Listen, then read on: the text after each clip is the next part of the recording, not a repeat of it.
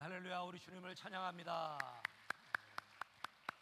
은혜로운 찬양 감사합니다. 평생 기쁨으로 하나님을 찬양하는 복된 삶을 살아가시기를 주님의 이름으로 축원합니다. 우리 주변 사람들에게 서로 축복의 인사 함께 나누겠습니다. 하나님은 당신을 사랑하십니다. 신앙 양심을 따릅시다. 오늘은 종교개혁 507주년 기념주일입니다. 종교개혁은 마틴 루터 이전에도 이미 조짐이 많이 보였습니다. 하지만 역사가들은 루터를 종교개혁의 선구자다라고 평가합니다. 루터에게는 중요한 도시가 두 도시가 있습니다. 하나는 비텐베르그라는 도시이고 또 하나는 보름스라는 도시입니다. 비텐베르크는 루터가 평생 살았던 곳입니다. 보름스는 10일 정도만 머물렀던 곳입니다. 어찌하여 이렇게 중요한 도시인가라고 할 때에 보름 사건으로 말미암아 본격적인 개혁이 시작이 되었기 때문입니다.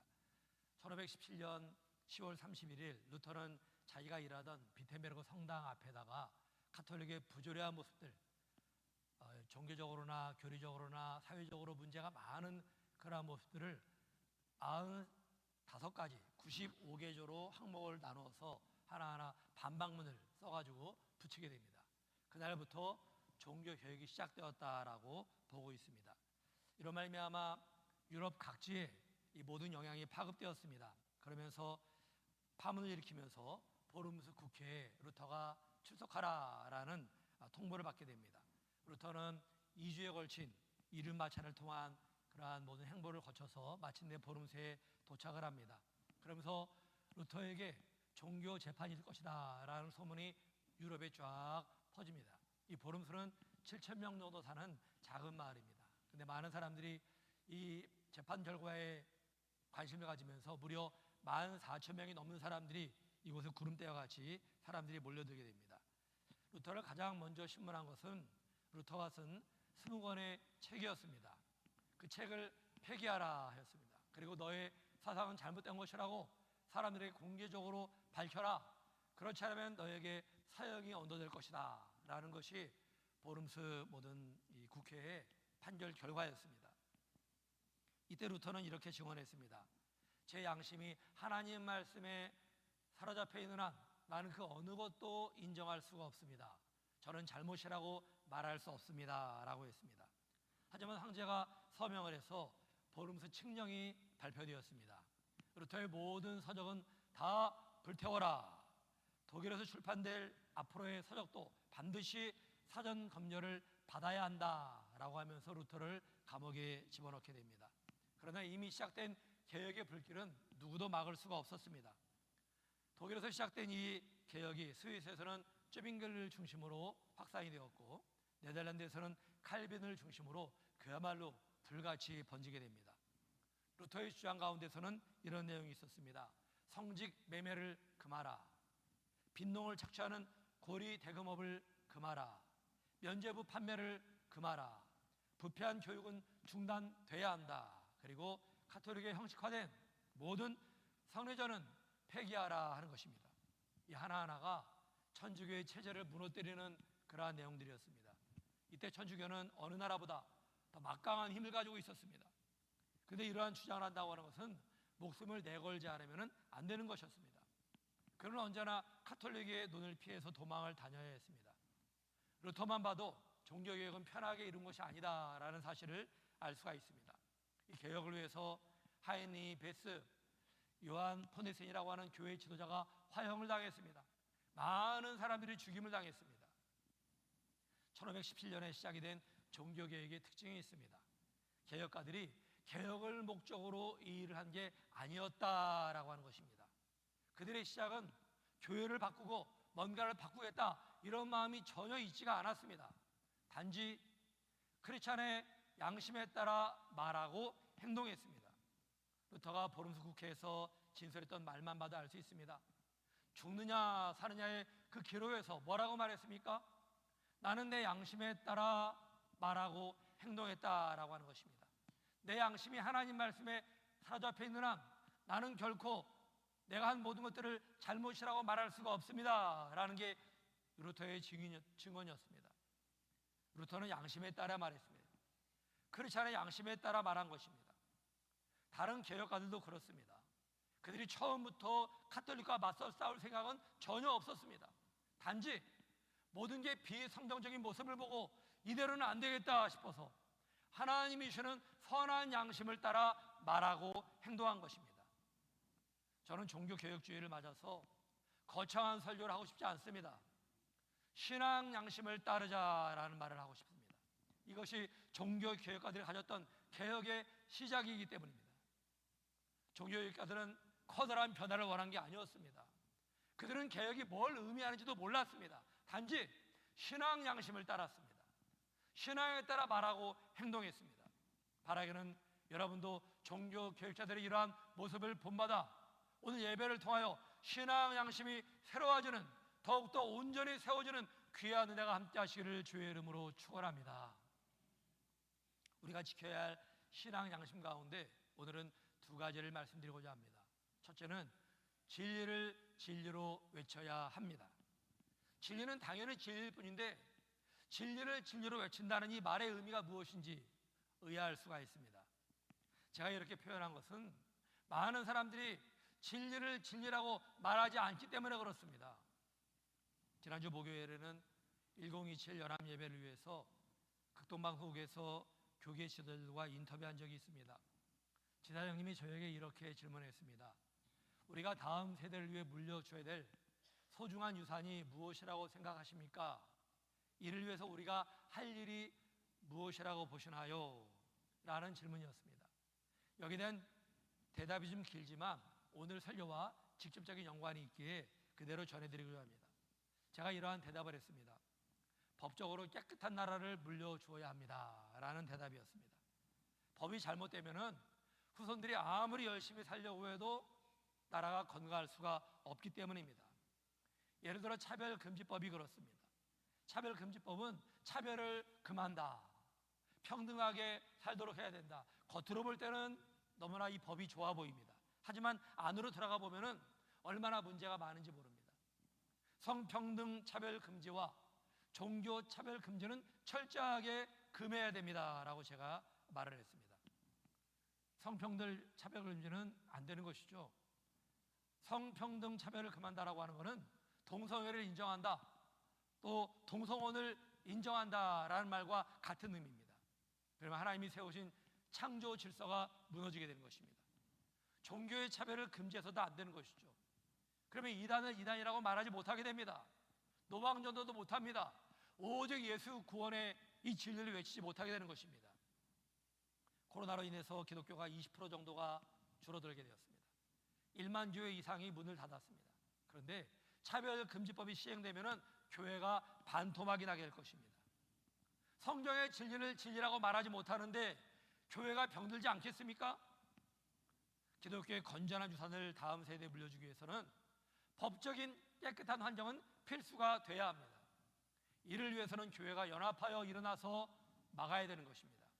그리고 성도 개개인의 생활 속에서 진리를 진리라고 외치는 것도 대단히 중요합니다.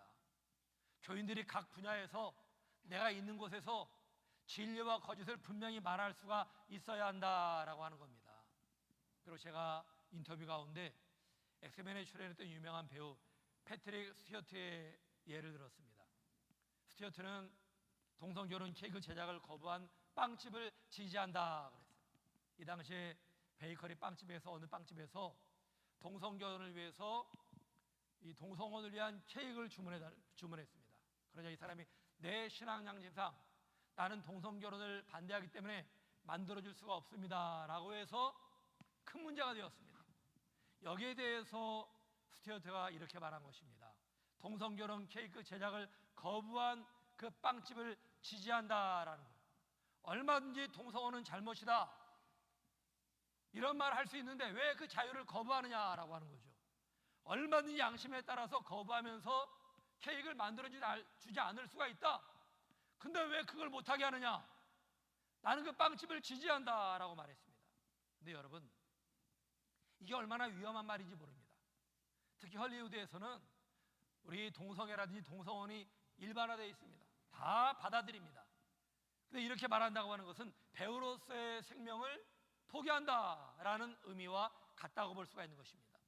하지만 여러분, 이렇게 우리가 각 분야에서 소신껏 성령에 기초하여 진리를 진리라고 말하고 거짓을 거짓이라고 말할 때, 그럴 때 사회가 보다 더 건전해진다라고 하는 것입니다. 이게 중요한 것이죠.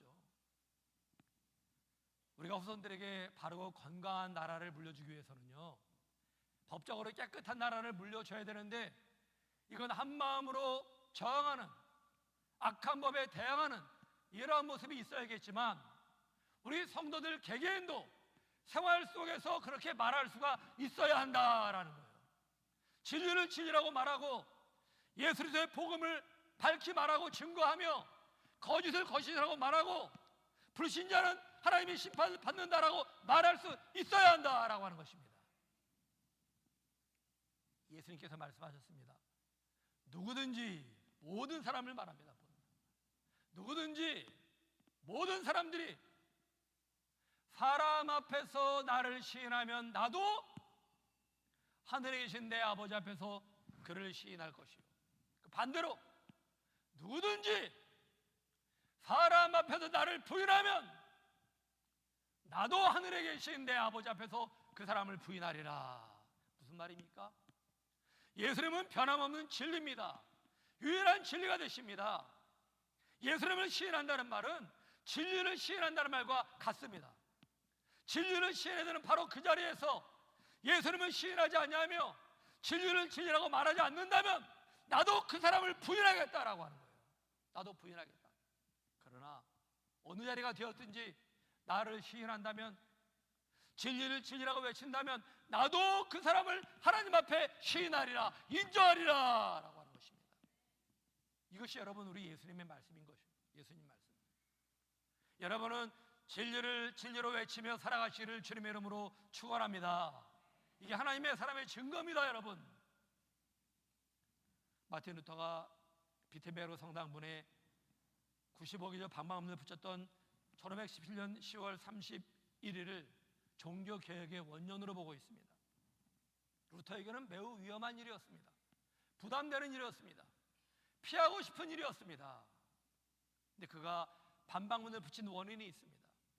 그때 가톨릭은 성 베드로 성당을 건축하는데 가서 봤더니만 어마어마하게 의리의리합니다. 돈이 얼마나 많이 들어갔겠어요. 많은 돈을 끌어들였어요. 돈을 끌어들이는데 사람들이 헌금을 안 하니까 면죄부를 팔았습니다. 돈 받고 면죄부를 팔았어요. 면죄부가 뭡니까? 모든 죄를 다 용서한다라는 거예요.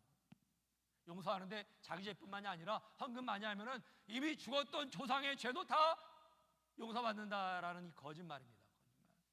천하의 거짓말. 당시에는 화폐가 동전이 사용되었습니다. 금액이 높을수록 동전의 무게가 많이 나갔습니다. 성당 앞에 헌금통을 딱 놔놓고 거짓말을 퍼뜨렸는데 동전이 헌금함에 떨어지며 땡그랑 소리가 날 때 죽은 자의 영혼이 천국으로 건너간다. 이 거짓말이 말이나 됩니까? 죽은 사람에겐 기회가 없는 거거든요. 구원받을 기회가 없는 겁니다. 근데 살아있는 사람이, 아들이, 손자가 아버지를 위해, 이미 돌아가신 아버지, 어머니, 할머니, 할아버지를 위해서 헌금을 많이 하면은 헌금이 바닥에 떨어지는 그 소리에 비례해서 천국으로 한 발자국 한 발자국 더 간다는 거예요. 정상적인 신앙 양심으로 이걸 가만히 두고 볼 수가 있겠습니까? 성경을 모른다면 모를까, 성경을 알고 있는 루터가 이걸 그대로 눈 감고 있을 수가 있겠습니까? 신앙 양심상 도저히 가만히 있을 수가 없었습니다.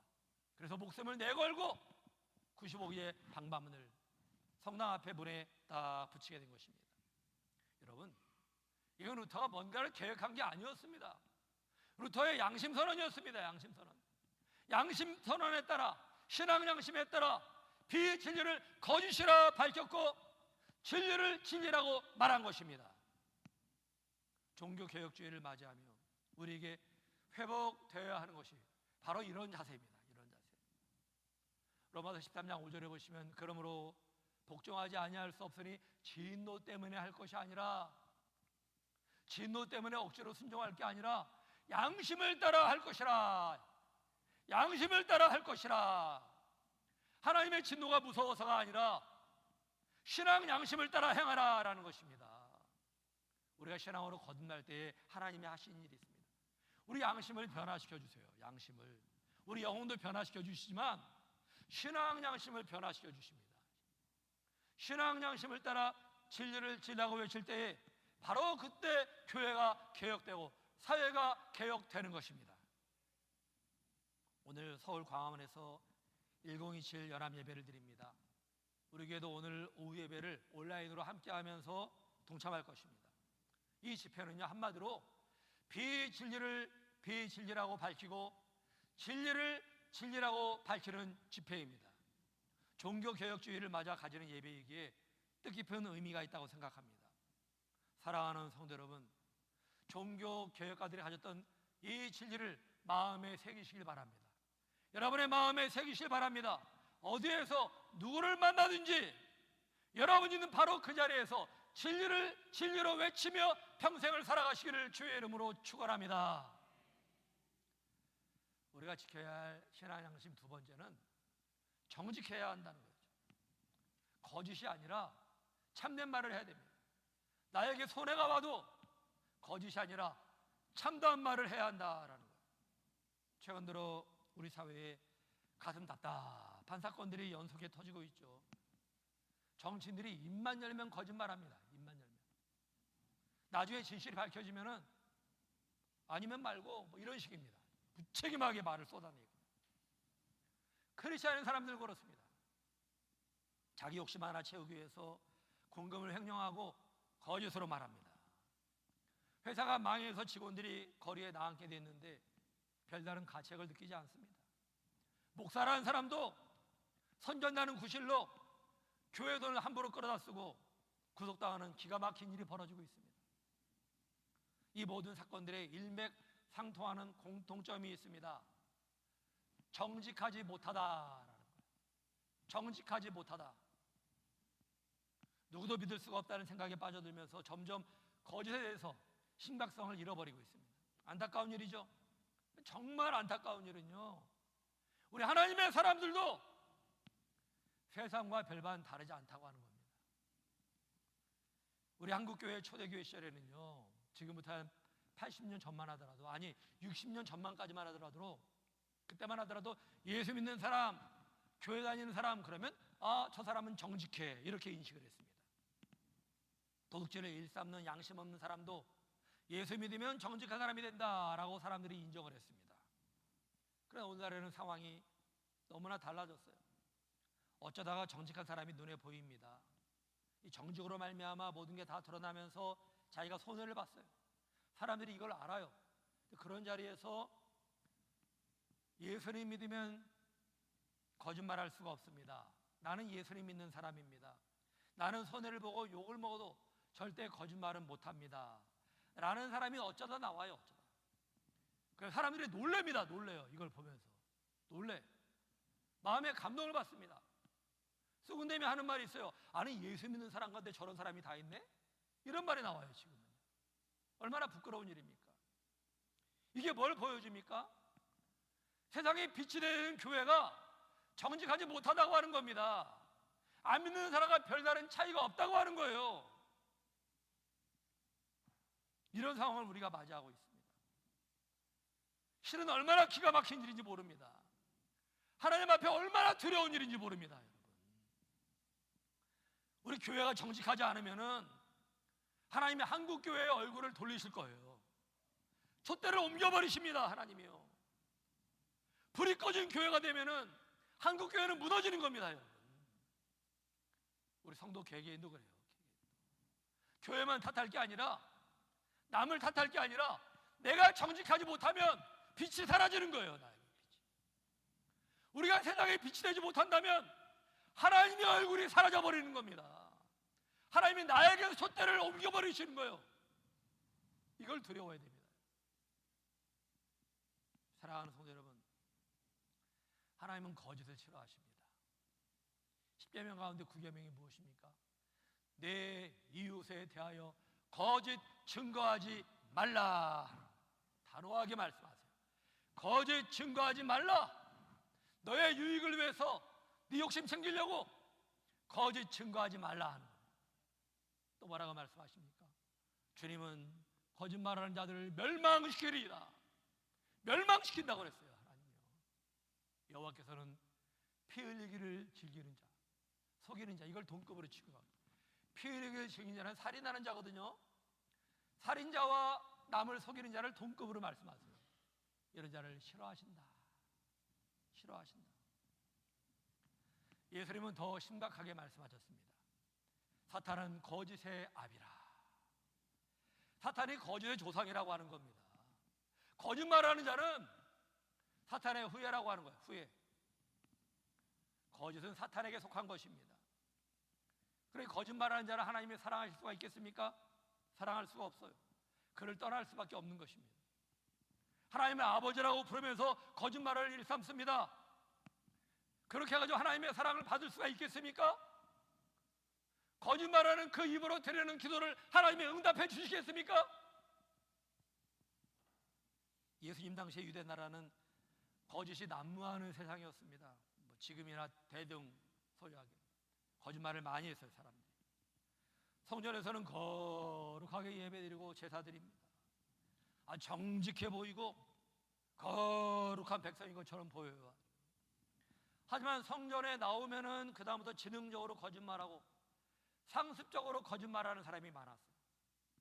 거짓말하기 위해서 상투적으로 사용하던 단어가 있었는데 그게 바로 맹세라는 말이었습니다. 맹세라는 단어였어요. 오늘 읽은 본문에 보시면 맹세에 대한 말씀이 나오죠. 34절에 나는 너희에게 이르노니 도무지 맹세하지 말지니 그러셨어요. 실은 맹세가 나쁜 게 아니었습니다. 구약 성경에 보면 하나님도 맹세하라 말씀하셨어요. 아주 중요하고 심각한 문제를 놓고 서로 약속을 할 때 사람들이 서로가 의심이 가는 일이 생길 수가 있죠. 그럴 때는 맹세를 하면서 서로의 마음을 안심시키라고 하셨습니다. 서로 신뢰하라 하셨어요. 그 어떤 문제를 놓고 네가 옳으니 내가 옳으니 하면서 다투게 될 때가 있습니다. 그럴 때는 맹세를 통해서 그 분쟁을 잠재우고 서로를 신뢰하도록 하셨습니다. 맹세는 맹세하는 사람이 정직하다, 거짓말을 하지 않는다라는 걸 확인시켜주는 하나의 방편이었습니다. 그래서 유대나라 사람들은 중요한 일 할 때는 맹세를 했습니다. 근데 문제는 뭔가 할 때에 예수님 당시의 사람들이 맹세를 너무나 남용하고 악용했다라고 하는 거예요. 맹세하면 사람들이 믿어준다는 이 사실을 이용해서 거짓말을 섞어가면서 말하는 거예요. 교묘하게, 아주 교묘하게. 자기 주장을 관철하기 위해서 거짓으로 맹세했습니다. 맹세를 함부로 남용했습니다. 심지어는 사람들이 맹세도 안 믿자 이번에는 하늘을 걸고 맹세해요. 하늘을 걸고 땅을 걸고 맹세합니다. 예루살렘을 걸고 맹세를 해요. 또 자기 머리를 걸고 맹세해요. 내가 죽어도 좋은데 생명을 걸고 말하지만 이러면서. 이에 대해 예수님께서 뭐라고 하셨습니까? 맹세하지 말라. 맹세하지 말라. 하늘로도 말고 땅으로도 말고 예루살렘으로도 말고 머리로도 하지 말아라 그랬어요. 이어서 아주 중요한 말씀을 하셨습니다. 오직 너희 말은 옳다 옳다 그저 아니라 하라. 이에서 지나는 것은 악으로부터 나느니라. 말할 때 옳으면 그냥 옳다고 말하면 되는 거고요. 맞다고 말하면 되고 아니면 아니라고 말하는 겁니다. 자기 말을 믿어달라고 지나친 표현을 하지 말라는 겁니다. 악한 것이다 라고 단정하셨습니다. 오늘 우리는 예수님 말씀에서 무엇을 배워야 될까요? 어떤 음성을 들어야 될까요? 하나님의 자녀는 정직해야 한다라는 교훈입니다. 정직해야 한다.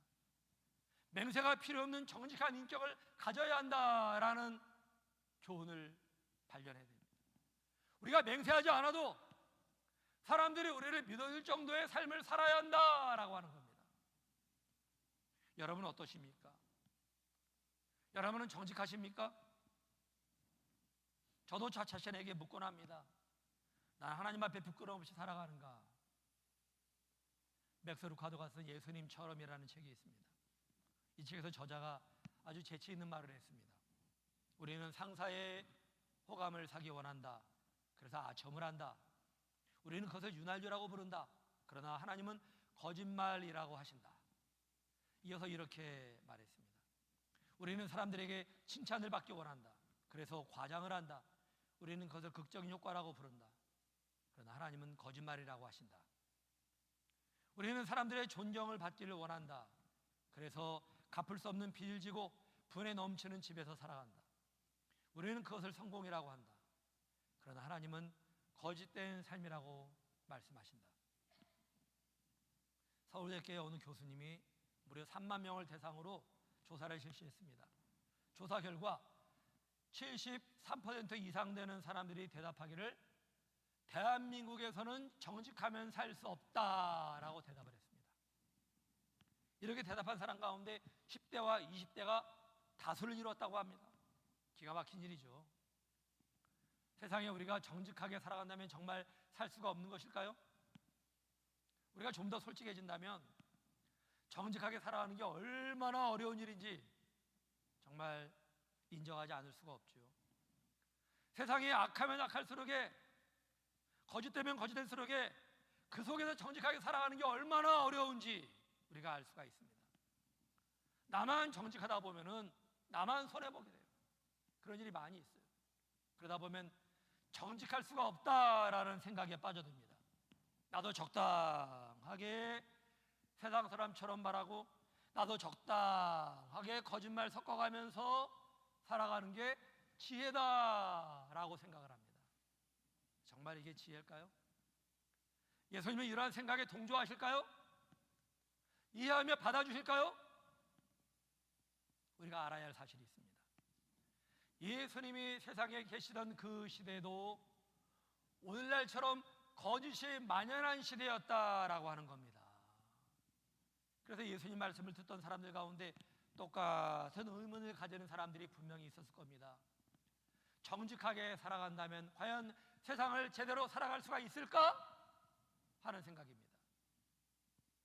우리가 명심해야 할 사실이 있습니다. 하나님 말씀은 상황에 따라 변해서는 안 된다라는 것입니다.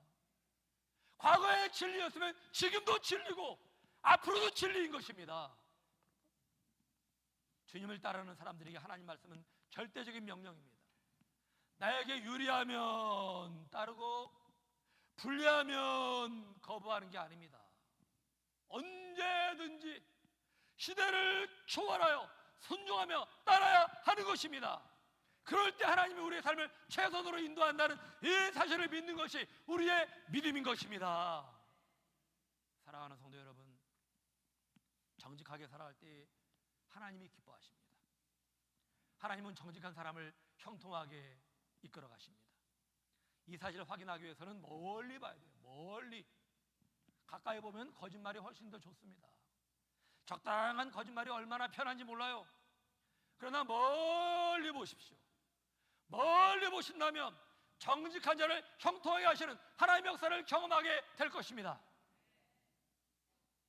종교개혁주의를 맞으며 우리에게 회복되어야 할 것은 다름 아닌 정직입니다. 남을 개혁하려고 하기 전에 먼저 하나님 앞에 내가 선한 양심을 가져야 합니다. 사회를 개혁하려고 하기 전에 먼저 나의 정직을 개혁해야 합니다. 교회를 변화시키려고 하기 전에 나의 정직의 순도를 변화시켜야 합니다. 예라고 해야 되는 자리에서 예라고 말하고 아니요라고 해야 되는 자리에서 아니요라고 말할 수가 있어야 합니다. 진리를 진리라고 외치며 사실을 사실대로 말할 수 있어야 합니다. 그런데 나를 통하여 개혁이 이루어지게 되는 것입니다. 이러한 은혜가, 이러한 역사 여러분의 삶 가운데 풍성이 넘쳐나시기를 주님의 이름으로 축원합니다. 우리 다 함께 일어서서 찬양 드리겠습니다.